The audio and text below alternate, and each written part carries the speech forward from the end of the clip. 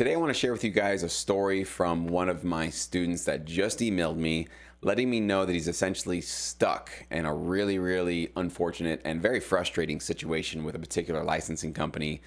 And I tried to give him some advice to help him out, but I really wanted to share it with all of you because I think it's a situation that's avoidable. I don't think you guys have to find yourselves in a situation where your tracks are being pulled into a company essentially getting nothing and collecting dust and having no potential for you to get placed. And I think that's maybe what's happening with this student situation, but he's still in the middle of it. I try to give him some advice, but I really want to share with you guys the details that you steer clear of these kind of companies. There's a lot of people out there claiming to help you, to say, hey, we can help you get placements. We can get your music into the right hands, but they're not all equal and they're not all doing good work and amazing work for producers and musicians.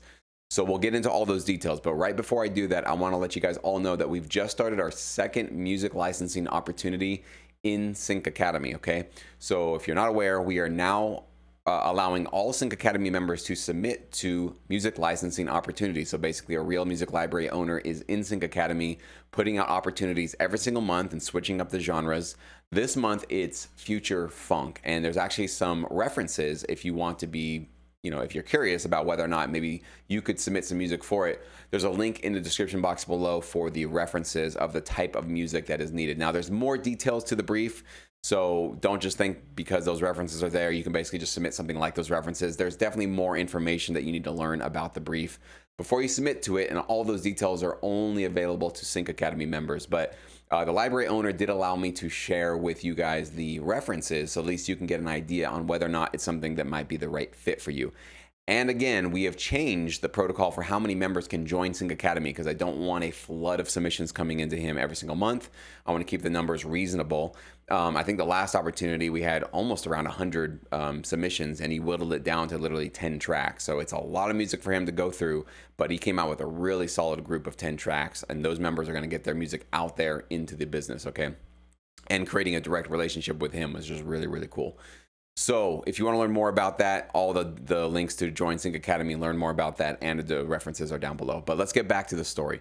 So the student emails me. He's basically joined a cattle call company. Now, I'm not going to name the name of this company. I don't need the headache of a company or an LLC coming after me saying I'm, libeling them or saying some, negative things about them. So I'm not going to mention their specific name, but their name has come up a few times with my students. And basically, when I say cattle call company, what I mean, and this is how you can just identify it, if it's any kind of a company, a licensing company or a sort of marketing company that's telling you, you pay us a annual or monthly fee, whatever it is, and we'll basically just supply you with opportunities, right? They don't give you any resources to directly contact these companies, but they just say, basically pay us, send your music, and we'll forward it along to these other companies, essentially. And that's kind of what you're paying for, is just access to the briefs. So I get that there can be a sense of motivation and encouragement with that kind of a service because you're constantly being told, hey, here's a great opportunity, here's another opportunity. It can kind of help you with your motivation. I totally understand that value that it adds. But the biggest drawback with a company like that is, again, you're just basically signing up for a middleman service. So they are standing in between you and a music library. That's essentially what they're doing. And the reason why they can get away with that sort of a service is they are assuming and counting on the fact that you do not know that you can go right around them directly to music libraries.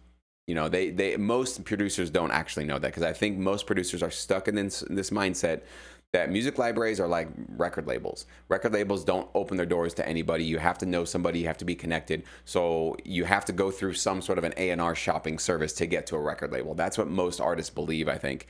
And that sort of mentality bleeds into sync licensing. So I'm trying to, I say this on most of my videos, that's not true in sync licensing, okay? Music libraries are in the business of directly partnering with you, with producers and composers. They love working directly with producers and composers. They want a relationship with you. They want to know about you. They want to have your phone number. They want to talk to you on the phone and email you and text you, okay?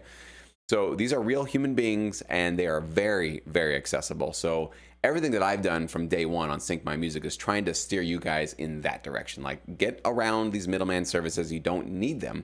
You can go right to the source, get these direct relationships built up, and start creating a realistic time frame to create full-time income for yourself, okay? So this student, unfortunately, did work with one of these sort of cattle call companies. He had one track basically liked by one of the clients there in this portal. He got excited about it and he said, well, hey, I've got 23 other ones that if you like that one, maybe I should just throw them all at you. And now he's realizing in hindsight, that was probably a little too aggressive and too eager to throw all of his 24 tracks at this company. Because now basically, I think it went back to like 6 months ago, this all went down and nothing has been released. Nothing's on their website. Like nothing's really happening essentially. But he's got 24 tracks locked up in this exclusive agreement that I think lasted 5 years, he told me. So he's stuck. He's sitting here with an agreement, all these tracks, whether or not they get distributed or not, you know, there might be a way for him to pull them back out if they're not doing what they're supposed to do, which is distribute the music and put it out there. But this is a fairly common story I hear with these types of companies, is that because there's a middleman, and because you didn't directly interact with this company yourself, there's basically friction between you and getting any sort of movement or any sort of clarity on what's happening with your music. That's just what's going to happen when you insert more human beings into your music career, okay? And again, you don't have to do this at all. So essentially what I told him, I said, listen, email them the best you can, call them, hound them essentially. Say, hey, it's been 6 months.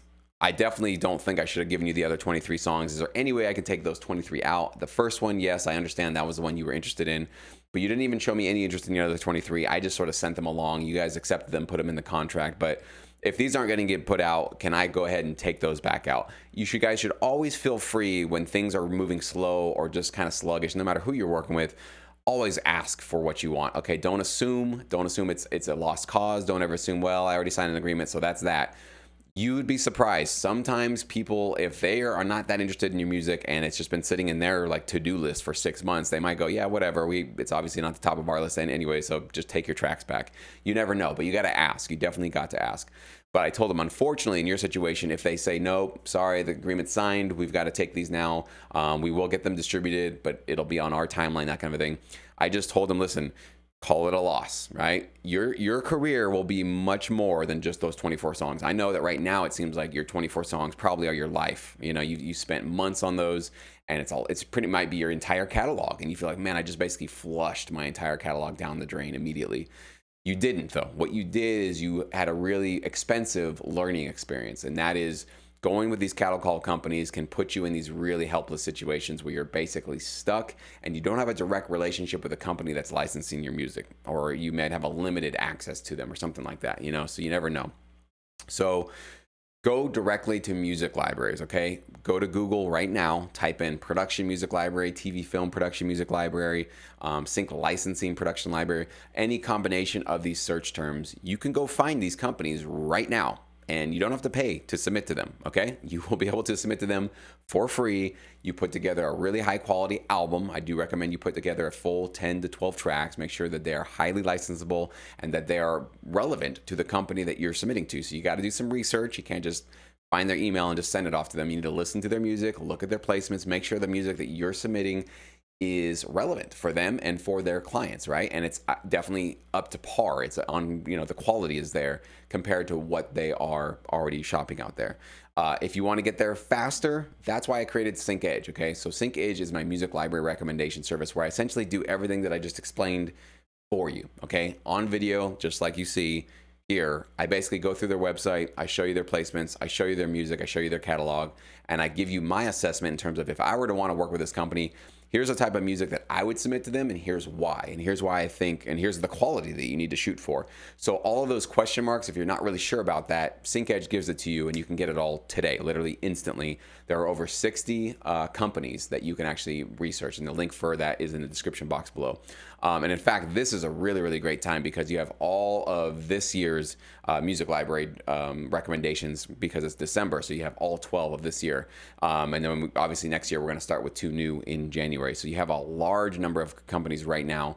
you can get started for it. Not to mention, you still have access to 2021 and 2020s, at least for December. Once January comes around, I'm knocking out the 2020 recommendations because a lot of those companies change their info, and maybe the recommendations I made 3 years ago aren't relevant anymore. So I make sure that I do upgrades and updates on all the information you guys get in SyncEdge. So go direct. That's the big message for today. That's a lesson learned from this student, and what I want you guys to always just carry with you. Serious music producers and musicians go direct in this business. They do not go through middleman companies. They don't go through companies where literally you just create an account, pay your fee, and upload your tracks. Like, that is not a path to serious, significant success in this business. This industry requires personal relationships, and it requires that you face a little bit of rejection. So that means you got to go direct to these companies and submit and put it out there and potentially get rejected. I know that hurts. It doesn't feel good. It's better just to know that, well, I don't get rejected by these companies. I just pay my fees and it's out there. But I'm telling you, it's kind of like eating junk food. It feels good in the moment. It feels like a satisfactory meal.